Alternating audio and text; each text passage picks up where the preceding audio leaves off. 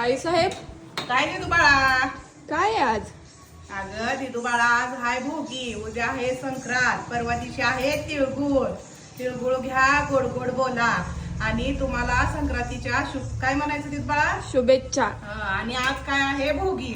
तर तुम्ही पण लागलात हातचाल तयारीला आणि स्वयंपाक पण तुमचा झाला असेल बरं का. माझं असतंय काम दमानं, तुम्हाला माहितच आहे. तर इकडं का नाही राळ्याचा भात शिजतोय आता मस्तपैकी. काय माझ्या कोंडा झालाय राडा, सकाळ सकाळ दूध गेलंय उतू. आणि इथं राळ्याचा भात आहे, इथं मस्तपैकी तेल लावून भाकरी करायला चालू आहे त्या बघा मंडळी. आणखीन भाकरी भरपूर करायच्या त्या. दिदू बाळा मला दुसरी तयारी करून देणार आहे गरगट्टे. अशी माझी तयारी आहे बघा. बाजरीच्या भाकरी, गरगट्टा, राळ्याचा तांदूळ, तांदळाचा भात. आज खाण्याची मज्जा वेगळीच असते. राळ्याचा भात का खायचा आज? खायचं असतंय, ती मानच असतंय बरं का. त्याचं काय मला महत्व एवढं माहित नाही, पण मी जेवढी माहिती आहे तेवढी तुम्हाला सांगितते. पण आज गरगट्टा भाकरी असं एवढं जेवण चविष्ट लागतंय का नाही. खणाला नैवेद्य ही दाखवायचा, परत मग आपण जेवायचं. तर घ्या तुम्ही पण तयारी करून, मी पण करून घेते स्वयंपाक. तर चला या परत जेवायला.